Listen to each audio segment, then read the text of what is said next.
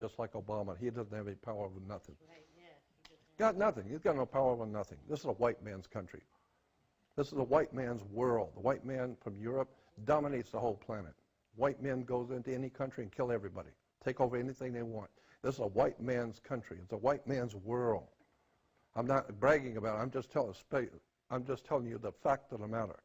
White people out of Europe have dominated Europe and then Europe has dominated the world. And so England has manipulated and exploited the races, the peoples of the world. The white man has been using exploitation, commerce to manipulate and exploit the whole human race. So I cannot believe that some young black guy that walks in and he's going to take over the old white man's establishment on the earth. Ain't going to happen. No. They brought him in for some reason to make him look like a schmuck one of these days soon. But he is not in control. The men who are behind him is Zbigniew Brzezinski. You want to find out what's going on with Obama? Do some research on Zbigniew Brzezinski. Studied in Moscow. Pure Moscow communism. That's Zbigniew Brzezinski, and he's the brains behind Obama. Obama's just a front man. They get rid of him like they did Kennedy. Here's a very powerful man, John Kennedy. Everybody loved him.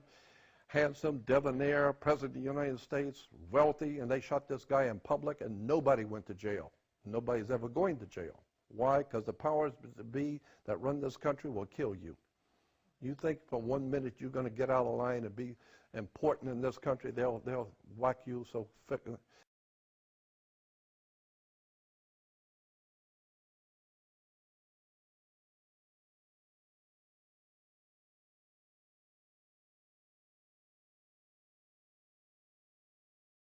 There was actually an international study that looked at the United States in relation to other so-called Western industrial democracies, right?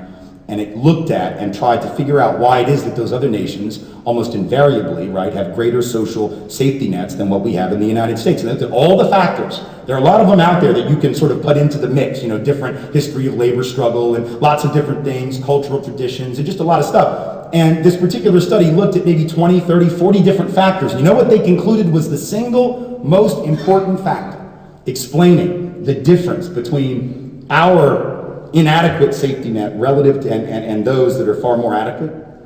The single most important factor was the belief held by whites in this country that black people will abuse the programs. In other words, it is the idea of white racial resentment toward black folks getting things that they don't deserve that explains why we are willing to cut to the core those very programs that all of a sudden we wish were there. You see, there's a lot of pain happening right now as the outgrowth of racial injustice perpetrated over many decades.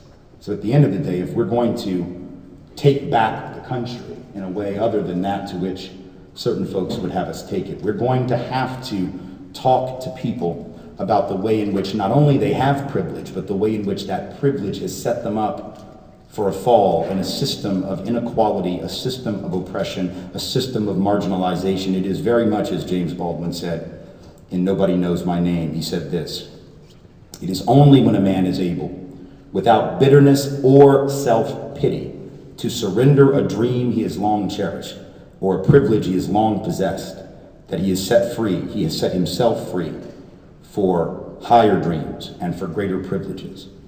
It is only when we are able to surrender the myth, the dream of American individualism and meritocracy as somehow being an operational and objective truth, that we will be set free for greater opportunities, for greater privileges. We have to relinquish that myth, but no one will relinquish it unless we are out there to provide a counter narrative that both speaks to the pain that is real, but also contextualizes that pain in a way that leads us away from white nationalism and towards white racial solidarity with peoples of color." Thank you all so much for being here. I appreciate it.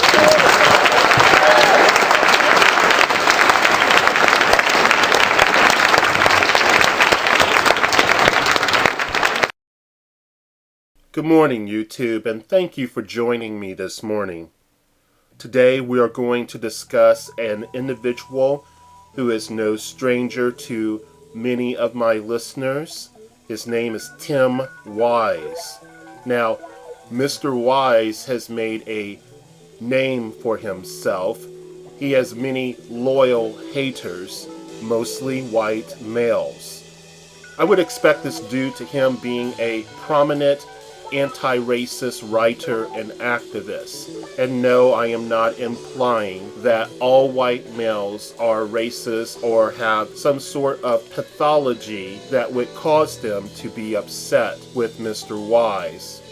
His criticism, if what I read from certain white YouTubers is correct, amounts to nothing more than mudslinging. In fairness, you should know there are a growing group of whites that believe that any force that opposes racism is actually anti-white. In any group, in every group, we have irrational people. So, I would not simply adopt the mindset of another without rigorous consideration.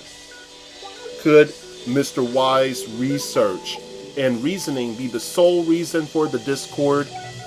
Many of his haters also dislike him due to being Jewish.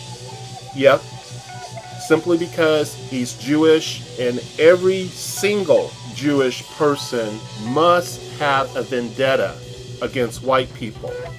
I won't say that there aren't some Jewish people who do, because there are. Just like there's some people who hate Mexicans. However, these individuals make no distinction between Judaism and the political monster known as Zionism. So, after a new video is posted to YouTube or a new book comes out by Mr. Wise, a confirmatory bias is well seated. Now, let's be clear, I am not a Tim Wise apologist, nor am I a fan, nor do I hate white people. If you, as a white individual, is a jerk in my assessment, I have no issue making this known to you. But I will not condemn members who are among your ethnic group because you are offensive to the mind. This is an individual assessment. Certain genetic combinations does not make one a devil. Only actions could rightfully earn such a title.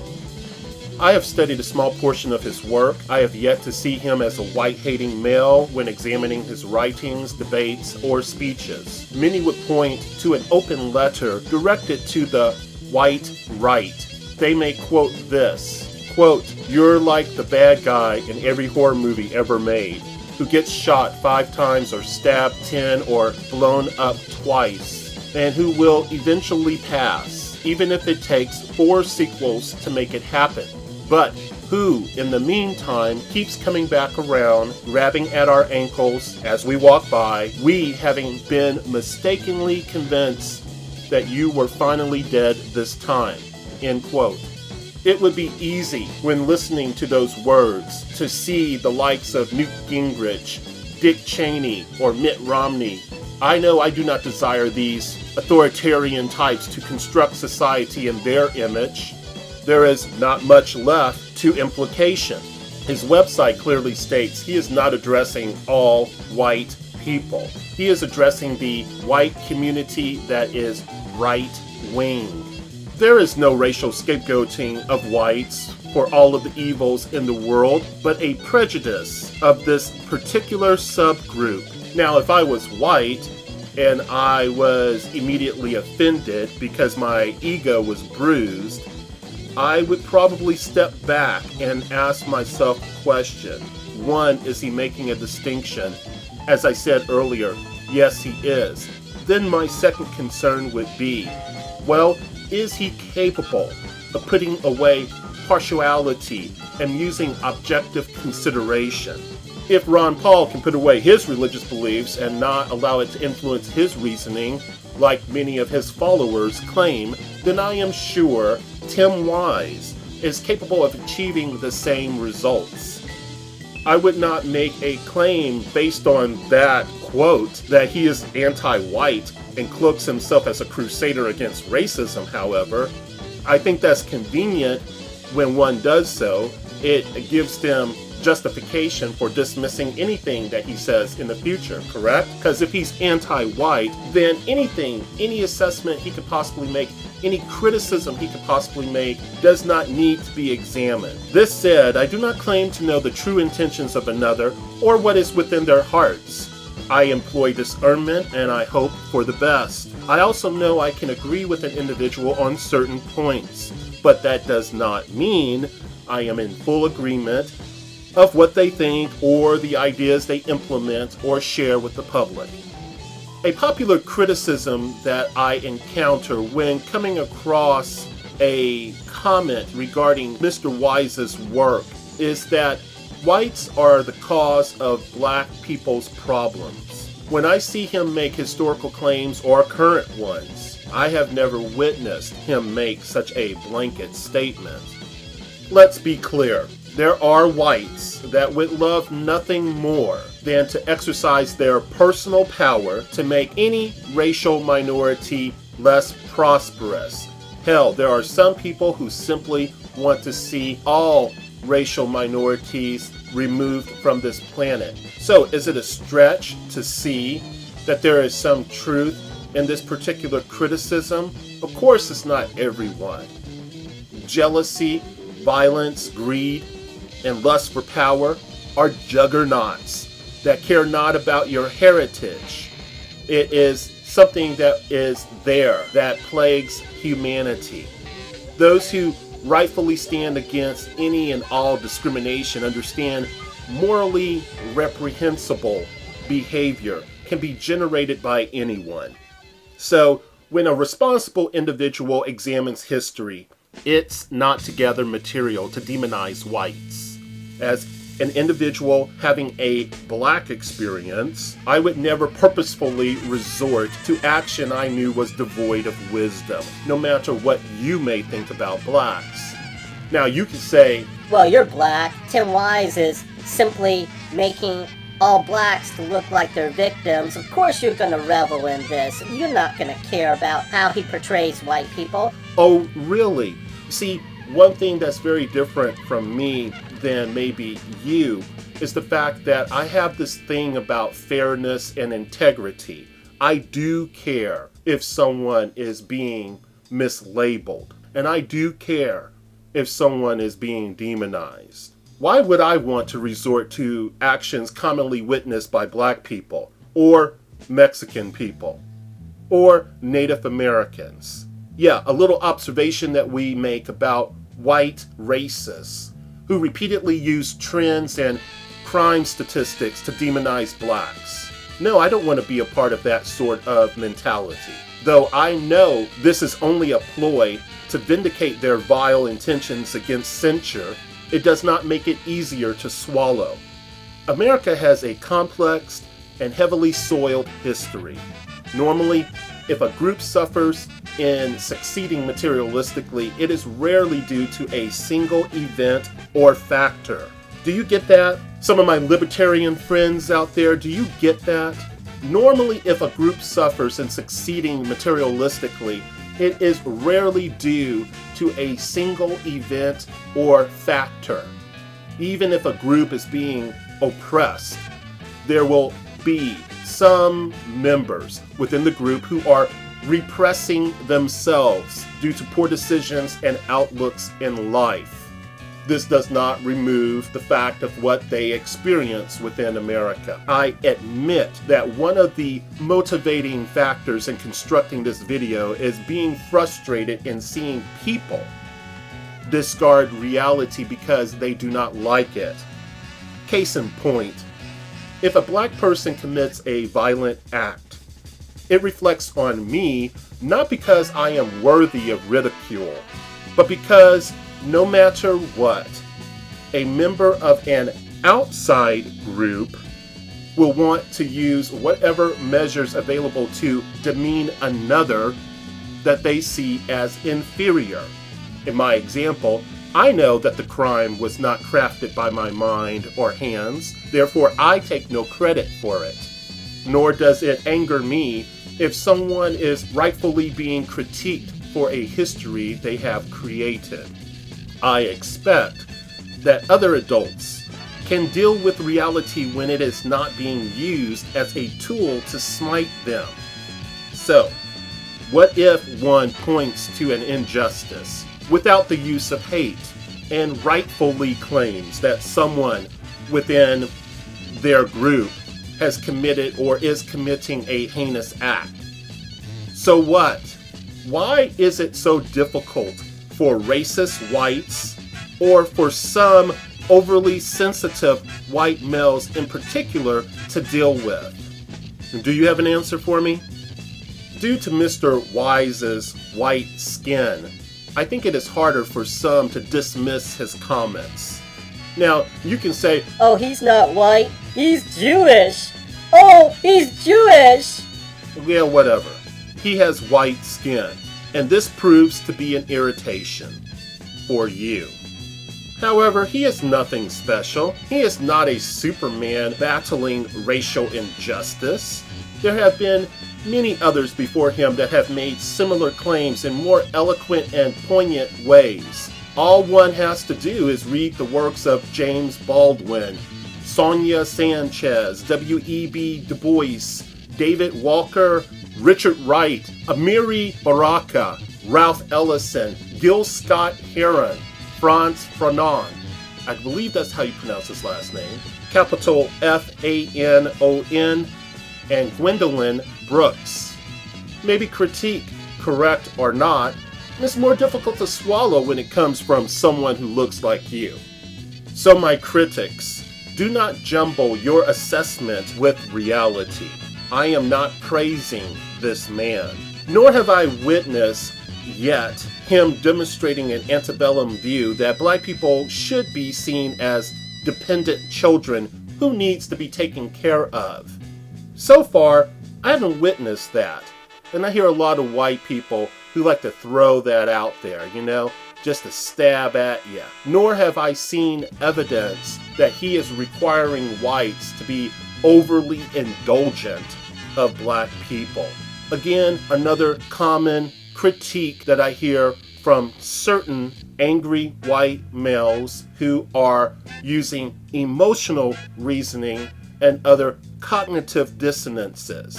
Now, I will say right now that 1 year, 2 years, 1 month even down the road, I may find out that Tim Wise is a total racist.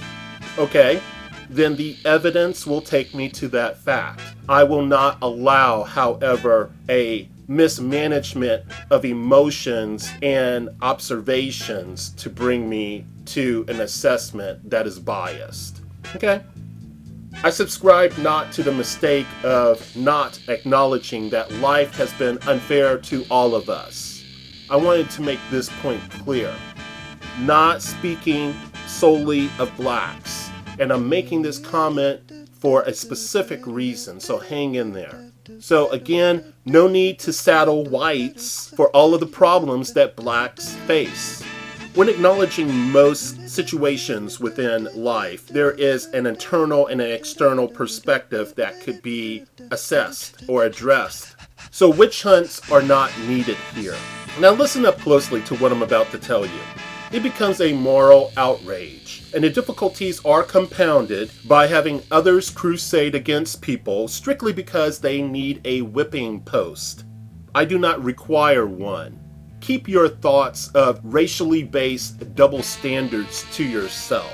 There is no need to resort to double standards, circular logic, and hypocrisy to defend my ideas or observations, whether it's made about Tim Wise or someone else. Man, I just realized this is actually a great time to have this talk, considering it is Black History Month and an election year. Ooh, what a racial cooker we have. Life is complicated at times, people. Not everyone who is among the racial minorities fail or struggle due to a complete denial of personal responsibility or a strong belief in futility, nor do they have to resort to racial scapegoating. Now, sometimes certain white racists are to blame for their pain. So what if you share some of their phenotypical traits? So what if you have similar culture? Stop being so self-absorbed. If you do not contribute to an oppressive or repressive dynamic, I'm not talking to you. Maybe the same can be said of Tim Wise. Ever consider this? So stop being so self-absorbed. Sometimes certain power structures do contribute to the mix of an ugly reality. Contrary to the beliefs of certain politicians, certain beloved libertarians, and anarcho-capitalists, there are some unfortunate people who suffer from adverse circumstances that are not brought about from self-defeating ideas or self-defeating behavior. People who want to make you believe this are as bad as those who do racial scapegoat, because they are avoiding reality. We talk about history so we can understand our past to protect our present and future. Discussing history, current events that may be better served by having a historical context, or exploring traditional and or ritualistic behavior within certain subgroups, does not equate to linking those individuals to the behaviors of others. If you are a white person that refuses to speak out when you know another white person is causing suffering due to racial beliefs, then you are no better, in my opinion, than the one who is actually exposing themselves as the racial bigot and sadist that they are. Tim Wise is just simply an individual doing what he wants to do. Even if the story is professionally framed, that does not take away from its reality if the facts are correct. Nor do we need to judge the deeds of another and attempt to jail those who are innocent. Many whites throughout history have done good things along with bad things. This is not unique to any group. Maybe Tim Wise is dwelling on the bad deeds because there are social challenges facing all of us. If we are willing, however, to speak of one, we can and should speak of the other. For all of my white listeners who do not know me or frequent my videos, I say this for your clarity. If you are oblivious to racism, then you may not understand. You might be offended due to your ignorance. I can't help you with this. But maybe Tim Wise, like me, understands we do not fight racism for a specific group of people. Even though we love the group we belong to multiple groups. Understand? The group that is our ethnicity, or what some would like to refer to as race, and then the other group, which is the human group, which, in my opinion, arcs over the other, and therefore has a greater significance. So if we do also love humanity, we must fight it, racism that is, and any injustice, because it prevents mankind from progressing. We fight because we can see the suffering it causes. We rightfully hate such a paralyzing dynamic. By doing what we know is correct, we have a bonus of helping ourselves and our community. So, think about that. Thank you for listening. As a white male, should I feel guilty for the sins of my fathers? I affirm that they exist, but should I feel guilty for them? No. You should feel angry. And you should feel committed to doing something to address that legacy. It's like, for instance, with pollution, right?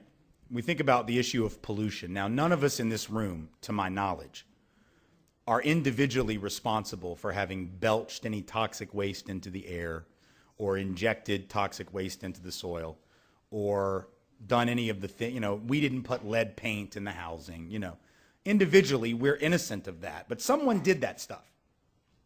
And we're living with the legacy of it right now, or as the case may be, dying with the legacy of it, getting ill, right?